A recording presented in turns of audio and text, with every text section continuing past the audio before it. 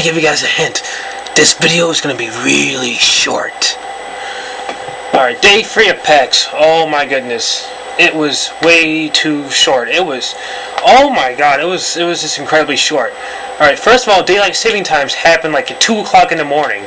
So basically when it became 2 o'clock, it instantly became 3 o'clock. Just like that. So it was like 1:59. A minute later, it was 3 o'clock. It was like, what? So that kind of screwed up a bunch of... On Saturday night, it kind of screwed up a lot of stuff that was going on. It kind of screwed up, like, everything and stuff. So I had to like, leave much earlier on Saturday night. I didn't mention that before, but I actually had to leave earlier because of that. Because of the 2 o'clock thing. And then it kind of made everything go by, like... Since it was 3 o'clock and stuff, I only got... That means I got a lot less sleep because I woke up, like, around, like... 8 or something, or like, I don't even remember what time I woke up. I think I woke up like around 10 or 11, and we didn't get there till like 12 o'clock, because the daylight saving time screwed up a lot of stuff, and time was just really messed up. And then the place closed at 6, and then not just Expo Hall, the whole entire place closed at 6 o'clock, so it didn't really give me a lot of time to do a lot of stuff there for the very last day, but I did as much as I could, you know. I did as much as I could. I saw as many people as I could. I saw as many cosplayers as I could possibly see that day. First thing I did was I went to the classic game room. I played some classic games again. I played some Street Fighter 4 on the PS3, and it sucked because I'm used to like my little Street Fighter 4 fight pad, and that's what I play on my Xbox, but I was playing on the PS3 controller, and it was just terrible. I'm like, oh, fuck this shit. They had really nice couches, though. They had like they had like a bunch of couches and stuff, and it was like surrounded with this giant TV for Super Street Fighter 4, and I think one of the couches had like a massage functionality on it and stuff, so it was pretty sweet. But I left that, and then there was Earth Defense Force Armageddon tournament again, but I didn't get put in again. But, you know, I watched for like 5 minutes and then got bored, so I left. I played some more Mortal Kombat, but this one dude I played against, oh my god! He is the reason why there's a stereotype of gamers are only fat people that live in their mom's basement and sit there on fucking chat forums going like, oh, noob, you don't know how to spell Naruto, you're a noob. He is, oh my god, I swear to god, this fucking, you know, throughout the whole time I was at PAX, I didn't feel angry once, because nobody was there to piss anybody off. Nobody, like, you know, was intentionally trying to piss anybody off or, you know, trying to, like, start something or anything, but this one dude just pissed me off. I'm playing Mortal Kombat. We're sitting there choosing our characters. He chose Kano and Reptile. I chose 2 other characters. I don't remember. And as soon as we get to the actual match, he pauses the game to go look at his fucking Kano's moves list. And I'm like, seriously, dude? You're just gonna pause the game? This isn't even an actual game. This is, like, supposed to be, like, you know, free play fun thing. You're just gonna check your moves and stuff. You're not gonna just play. Finally, after like about 20 seconds, he unpauses it, and then he just sits there and starts spamming Kano's special moves over and over again throughout the whole match, fucking doing his Blanca roll and shit. It was such bullshit.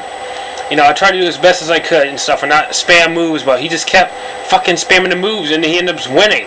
And then he goes and pauses the fucking game again to go check his fatality, which is when you're actually supposed to, that's the only time you're supposed to, like, check your move list and stuff, not to go, just for fatalities, not to go check your actual moves. You should already know that, if you played Mortal Kombat before. And then, he fucking fails at the fatality, and he's just like, meh. I'm like, you fucking fat piece of shit. Oh my god, I was pissed, I was livid, because that kind of shit just pissed me off. I hate it so much when people just have to, like, do that kind of shit and just pause the game so he can go spam moves all day. He thinks he's fucking playing on Xbox Live or something. Oh, I can't wait to see him on Xbox Live. I'm gonna fucking show him something. Fat piece of shit. But anyway, you know what? I'm gonna try staving the anger because PAX is not a place for angry people. PAX is definitely an amazing place. It is just awesome. Like, you know, there's just many different kinds of gamers there. You know, there's not like fucking fat asses who sit there on chat forums talking about how they did this and that and this MMO and stuff, and they think they're like the best thing in the world, or they can do this and that and shit. Or people who have their hats on backwards like this, and they go, dude, I'll play Call of Duty. Call of Duty is the best game in the world, and it's so awesome. You go like this, and you do this, and you get the care package, and it's so awesome, man. It's like the best war game ever. No, that's not that. Thank God there was not that many people like that. There was like many different types of gamers. I didn't even know, there was gamers I didn't even know of. There's definitely, girl gamers definitely exist, despite what the stupid internet may tell you. Girl gamers exist. And female cosplayers exist as well. Very, very awesome. And there's like, just so many different types of gamers there. It's like, I don't know, being at PAX this weekend, that weekend, just kind of like, it kind of like revitalized my opinion on gamers in general. Like, kind of like, it gave me faith that gamers aren't just people who sit there and say, dude, let's play Call of Duty all day long, man. I'm gonna invite you to play Call of Duty even though I own the game because that's the best game ever. You better buy that game. Or fast is like, I got a few choice words to say to you, mister. You know, number one, you spelled dog wrong. And number two, I can do a focus attack dash cancel into a super special cancel move, into an ultra move, and back into an EX move because I play this game 27 hours a day. Because I am that great. I just saw many types of gamers there, and I'm glad that there's just more than just the people you see online. There's nobody was, I don't know, it's like playing games and stuff. Even if someone beat someone, nobody trash talked anybody. Nobody like, and if they did, it was all for fun. Or they just knew the people that were trash talking. Nobody like, especially if you didn't know people and stuff. Like the people I beat, I didn't trash talk, and the people that beat me, they didn't trash talk me. You know, it was just like a civil place. None of that garbage that you see on Xbox Live or PSN. None of that just bullshit. It was a great place. You know. I definitely, it was like a dream, a video gamer's dream place, basically. Just, wow. I mean, you can go and play games from like the 90s, you can play games currently, you can play games that aren't even out yet, with various other people that you don't know, and it's okay. It's just like, you know, it's like, alright, let's do this. You can ask a cosplayer to take a picture with you, or they can ask you, or a person can ask you to take a picture if you want to get your picture taken with them, and it's like it's okay, you know. In real life, you couldn't do that kind of crap. Like you couldn't just walk up to somebody and be like, "Hey, can I get a picture?" They'd be like, "What the fuck's wrong with you, man?" That's a chair. Okay, all right. I thought somebody opened the door. I got pepper spray, man. I know how to use it. I got pepper spray, I'll use it on you. And be like, no! And then it's like, yeah.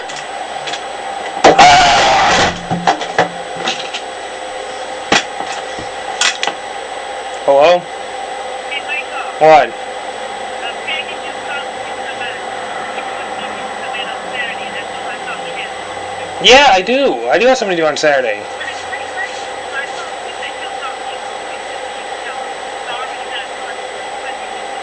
Yeah, I am doing something on Saturday.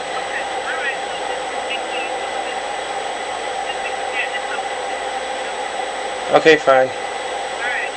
Bye. Okay, anyway. Yeah, what was I talking about? I don't even remember right now. Okay, anyway, we're just going to talk about Swoozy.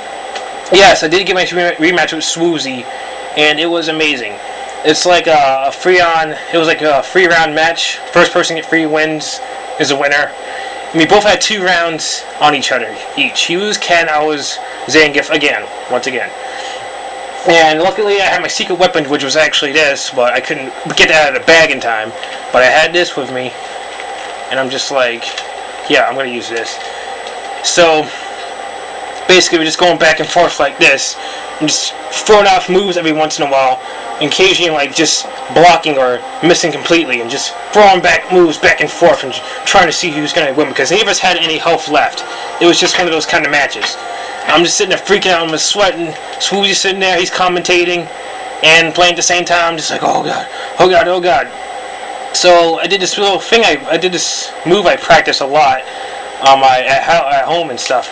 Basically, you do his green hand move, and then immediately after, do two full circles, and then press attack, and then you do a super move right after doing the green hand. It's like it's like frame stuff. I don't even understand. I don't know what frames are, but it has something to do with frames, and you basically have to do it really quickly while in the middle of the animation, the green hand. And then I pulled it off, got the super on him, and then immediately I was like, yes! Yes! And then I'm thinking in my head like, oh, that sounded really stupid and bad. I shouldn't have just screamed out yes like that. That sounds really yucks, but you know, it just came out because I was shocked that it actually worked and I actually beat Swoozy again. It was amazing. I'm glad that, you know, I was able to pull it off that time. And then we talked a little bit, and he was like, you know what, dude, you gotta come to. He's like, this is what Swoozy said. He's like, dude, you gotta come to PAX Prime. I'm like, yeah, definitely, man. I'll be there. I'm definitely gonna be there. And you know, you practice. It's like you practice on your Ken. He's like, yeah, I'll do that, man. I'll practice on my Ken. He's like, you practice on your Zangief some more because I'll have some for you next time. And I'm like, all right. We'll see what happens at PAX Prime. I'm not really sure if I'm gonna go to PAX Prime this year though, because it's all the way in Seattle, which is like the other side of the United States. But who knows? Who knows? But anyway, yeah. Face Swoozy again. And then I'm sitting there walking around. And then that's when I see the girl. Again, I don't know if her name is Chelsea or Allison from WCG. I can't remember now, but she was there giving out the shirts. And then, like, she threw one in my corner. And I happened to grab it. But then two other people grabbed it. This tall dude about my same height, he grabbed it. Grabbed the shirt. And then this really short woman, really short woman grabbed it as well. And we're both, all three of us are kind of grabbing, fighting over, like, give me the shirt, And then the dude, the tall dude gives up. And I'm sitting there fighting the really short woman. And I'm realizing, like, you know what, I'm fighting over a shirt for a game I'm not going to play anyway, with a very short woman who's, like, almost half my size. So I just said, you know what, you can have the shirt. You are like half my size, and you probably won't have a chance to get a shirt again anyway, so you take it. And she's like, oh, thank you. I'm like, oh, that's so sweet. So then I just walked around a bit more, and that's when I saw the Marvel's Capcom free tournament ending, and the guy won, and then I got a video of it. I asked for a picture, but then I ended up doing this with the camera as I was taking a video, and he's like, what the fuck, how is he doing that? And I'm just like, yeah, this is a really high-tech camera. You can take pictures simultaneously while moving it around. It's that awesome. And then I just walked around a bit more, and I saw a lot of cosplayers. I saw a ton of cosplayers. I got a lot of pictures. But that's when I saw the best one of that night, of probably the whole entire PAX event. The Misty cosplayer. Oh my god. I'm like sitting there walking around the Pokemon area, and I see this girl with a yellow top and blue Daisy Dukes on. I'm like, I looked at her, I'm like, you're Misty! Oh my god! Can I get your picture? She's like, sure. She does a little Misty pose, and then I'm just like trying to take the picture, and then the camera kind of like freezes, and I'm thinking, this Misty cosplayer is so awesome that the camera just malfunctioned and it's not working. So I had to actually take another picture. And then, like, I got that to work, and I took a video and stuff. I think I took a video anyway, I don't know, but I'm just like, you are awesome. She was definitely the best cosplayer. I don't know, something about her Misty cosplay that was just amazing. Yeah, I'm not talking about the girl that, if you're at PAX, I'm not talking about the girl who dressed up as Umbreon on one day, and then Misty, and then Dawn. I'm talking about the girl who just dressed up as Misty on Sunday. Some of you might know what I'm talking about, because I saw her like multiple other times that day, and every time every time I saw her, I had to ask for a picture, and like it was always different location and stuff. I always happened to meet up with her, and every time I asked her, about like 20 other guys would like go up and ask her a picture as well. To be like, oh, sorry, you just sat down, but can I get a picture? And it was just like a line of guys just came out of nowhere, and they just right after I asked her, I'm like, whoops. kind of felt sorry about that, but yeah, it happens. And then that's pretty much PAX ended. And then I just walked out. It was sad, but it ended. The expo hall closed, not the actual building closed. So we could still hang out in the building and watch people playing Dance Central and doing other stuff, like going to the classic game rooms or the free play rooms and stuff.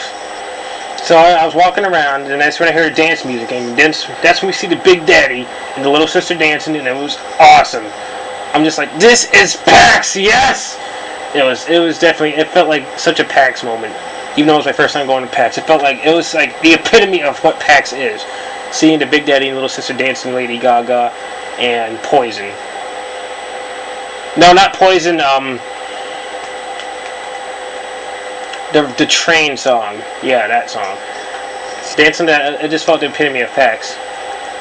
You may have noticed in those dancing videos that the Misty cosplayer got in some of those shots. Yeah, she was there, and she stood up, and I got distracted, and I was like, you know what?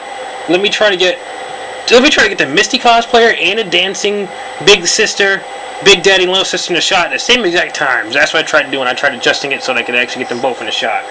Because that Misty cosplayer was awesome. Like, oh my god, it was amazing. It was incredible. It was like, I don't even know, dude. It was just amazing. And then, let's see what else happened after that. I don't quite remember what happened after that. But I do remember playing the 3DS though. Had to wait in line for like 45 minutes, but it was well worth it because the 3DS was amazing. Oh my god, it was so amazing. It was like, they had like a bunch of booths in the whole entire area. And you go to different booths and they have like different games. Like one booth had Resident Evil, Mercenaries, and Super Street Fighter 4. Another one had Dead or Alive and Legend of Zelda. They had a Face Raider games and a bunch of other games. And 3DS is already out by now, but it was definitely amazing. It felt like fucking handheld video 3D gaming heaven. It was just like, oh my god. They'd have somebody right next to the game station, and they'd be telling you how to play the game and stuff, and telling you how to adjust the 3D and stuff, and doing all that stuff. It was amazing. It was just awesome. And you know what? I just wish I could have taken it home with me. But the good thing is, I got it right here. Yes! This is the official 3DS. See that back right there? Nintendo 3DS. And it works. It is amazing. It is awesome. It's got like stuff. It's using the camera right now, and I can take a picture. Oh, that's so weird. It's like, oh my god, it's just the best thing ever. I'll do a review on it one day. It's probably sometime next, this month or next month. I'll do a review on it. But it is definitely awesome, and got Super Street Fighter 4. It's kind of weird though, because I gotta get one of those adjustable hand grips so that I can actually like reach the D-pad, because my hands are too big to be able to like, you just go straight to the circle pad and you go. It's just difficult, but it's still fun though. It's definitely fun. It's awesome seeing everything in 3D, seeing Super Street Fighter 4 in handheld. It's just like, wow, amazing, just amazing experience. But anyway, yes, the 3DS was awesome. And what other things I do? I don't really remember doing much. I watched part of the Omegathon on the big TVs they had outside. They had a bunch of TVs and stuff. They're showing Omegathon. They played Ikaruga, and it was pretty intense watching that. It's like, and being in front of all those people playing this really classic and hard Japanese shoot 'em up game. It's just like, damn, I don't think I could do that. I mean, I have like 5th place on the leaderboards of some stages on King of Fighters Sky stage, but I don't think that's anything compared to Ikaruga. Ikaruga is just like, wow, it's mind-blowingly hard, to say the least. But let's see, I watched that, and then pretty much after that, I met with the Misty. After everybody had left the Dance Central place, I was walking around randomly, and then I went back. I was going back to the actual entrance area, And that's why I saw the Misty cosplayer again for the.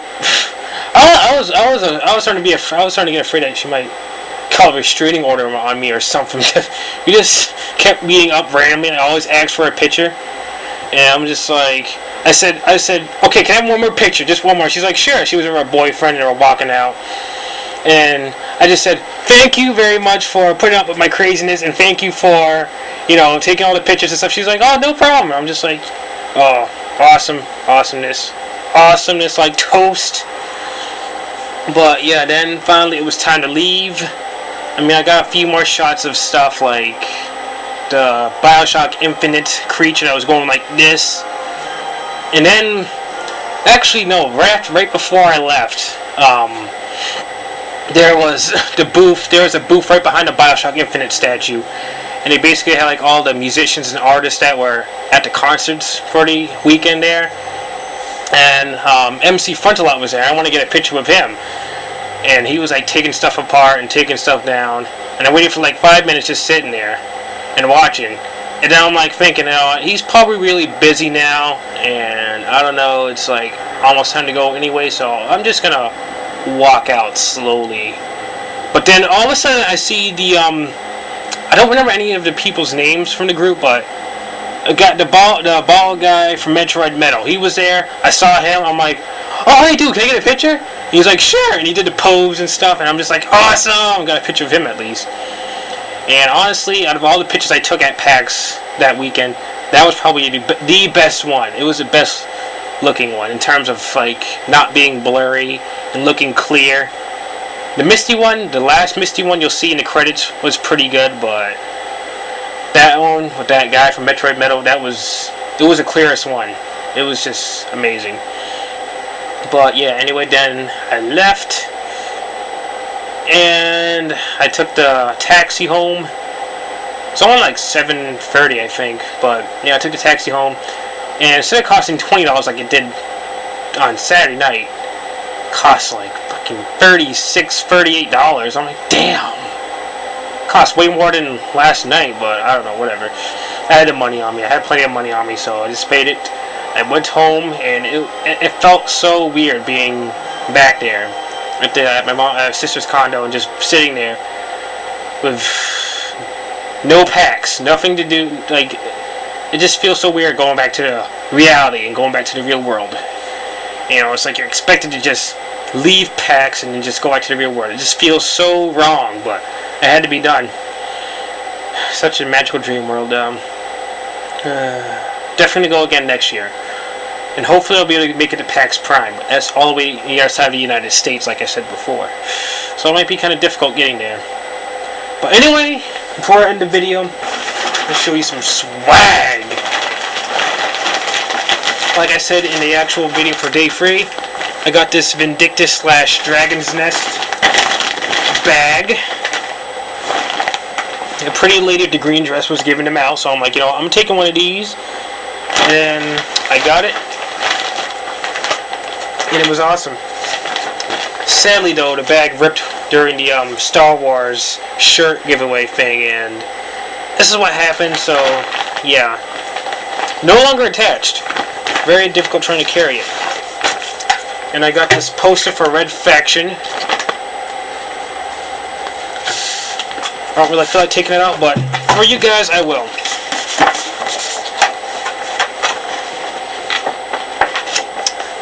Yeah, this is a poster for Red Faction. I didn't even put it up on the wall yet. I don't remember how I got it. I think some guy just threw it at me. And I'm like, okay, cool. Pretty sure that's stuff like that.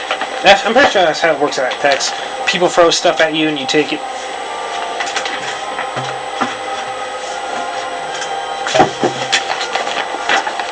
Then I got the Gunnar shirt.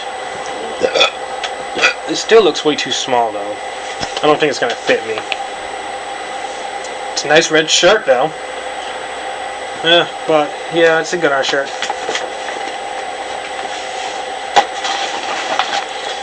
Ooh. Got this nice Lord of the Rings shirt. This one actually looks like it'll fit me though. I think it should anyway. Definitely nice. Definitely awesome. made by Snowblind Studios. I don't know if you can see that. Then I got this thing. And I got this Berkeley College of stuff. I don't know what this is though. It's supposed to be like a fear thing. It's supposed to be like fear related, but I don't know what it is. Maybe someone can tell me what I actually do with this. It looks like a mouse pad, but I don't think it's useful for mouse pads. It's like a little flap though. So it goes in and out, so I don't know. I got it anyway though.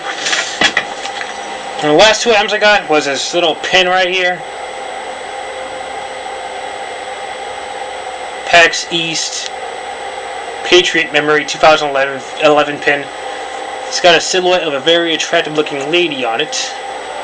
And it's black and red.